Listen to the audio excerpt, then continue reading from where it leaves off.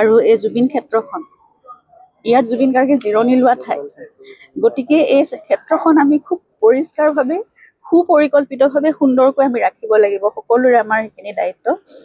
আজি কেইদিনমানৰ পৰা দেখিছোঁ বৰ মানে একদম কি বুলি ক'ম, স্বচ্ছতা একেবাৰে নাই, ধূলিময় হৈ আছিলে চাৰিওফালে, অলপ কদৰ্যময় পৰিৱেশ বুলিয়ে ক'ব লাগিব। গতিকে জুবিনে তেনেকৈ থাকি ভাল নাপাইছিলে কেতিয়াও। আমাৰ সকলোৰে দায়িত্ব, আমি সকলোৱে সেইকাৰণে আজি নিজে চাফা কৰিবলৈ ওলাই আহিছোঁ।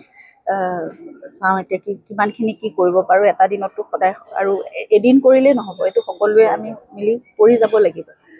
অন্ততঃ এদিনৰ মূৰে মূৰে দুদিনৰ পাৰিলেতো সদায় কৰিব লাগে। আচলতে সকলোখিনি চাফ চিকুণকৈ ভালকৈ থাকিব লাগিব। গছপুলিও ৰোৱা হৈছে, ইয়াত ফুলো ৰোৱা হৈছে, কিন্তু ভালকৈ পানীৰ ব্যৱস্থাও নাছিলে, গতিকে ফুলবোৰ শুকাই যোৱাও দেখিছিলোঁ। এইবোৰ কথা আচলতে কেতিয়াবাই আমাৰ আৰম্ভণিতে মিটিং হৈছিলে, এখন কমিটিও গঠন কৰা হৈছিলে, কিন্তু তাৰপিছত বহুদিন কোনো ধৰণৰ আমিও খা খবৰ নাপাওঁ, একো হোৱা নাই। গতিকে যিখিনি কৰিব বিচৰা হৈছে সেই কথাখিনি সকলোৱে জানিলে ভাল, ৰাইজেও জানিব লাগে বা চৰকাৰে কি পদক্ষেপ গ্ৰহণ কৰিব বিচাৰিছে। চাফ চিকুণকৈ ভালকৈ জুবিন ক্ষেত্ৰখন এখন এতিয়া অকল মানে এয়া জুবিনক ইয়াত শেষকৃত্য সমাপন কৰা এখন জেগা হৈ থকা নাই।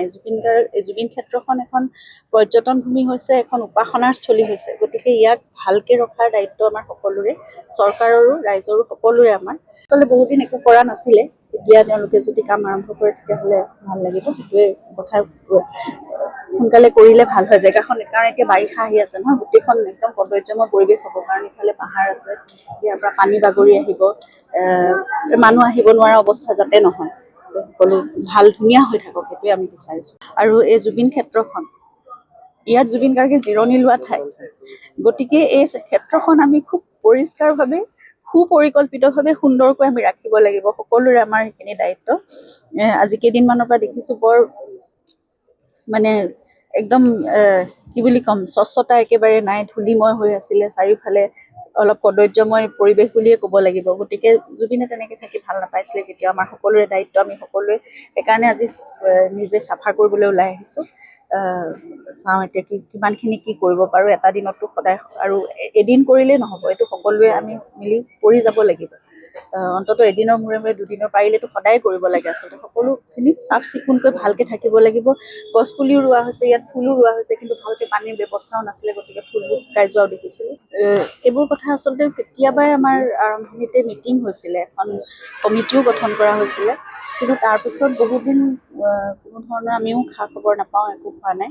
গতিকে যিখিনি কৰিব বিচৰা হৈছে সেই কথাখিনি সকলোৱে জানিলে ভাল, ৰাইজেও জানিব লাগে বা চৰকাৰে কি পদক্ষেপ গ্ৰহণ কৰিব বিচাৰিছে। চাফ চিকুণকৈ ভালকৈ জুবিন ক্ষেত্ৰখন এখন এতিয়া অকল মানে এয়া জুবিনক ইয়াত শেষকৃত্য সমাপন কৰা এখন জেগা হৈ থকা নাই। জুবিন ক্ষেত্ৰখন এখন পৰ্যটন ভূমি হৈছে, এখন উপাসনাৰ স্থলী হৈছে। গতিকে ইয়াক ভালকৈ ৰখাৰ দায়িত্ব আমাৰ সকলোৰে, চৰকাৰৰো ৰাইজৰো সকলোৰে আমাৰ। আচলতে বহুদিন একো কৰা নাছিলে, এতিয়া তেওঁলোকে যদি কাম আৰম্ভ কৰে তেতিয়াহ'লে ভাল লাগিব। সেইটোৱে কথা, সোনকালে কৰিলে ভাল হয় জেগাখন। কাৰণ এতিয়া বাৰিষা আহি আছে নহয়, গোটেইখন একদম কদৰ্যময় পৰিৱেশ হ'ব। কাৰণ ইফালে পাহাৰ আছে, ইয়াৰ পৰা পানী বাগৰি আহিব, মানুহ আহিব নোৱাৰা অৱস্থা যাতে নহয়, সকলো ভাল ধুনীয়া হৈ থাকক, সেইটোৱে আমি বিচাৰিছোঁ।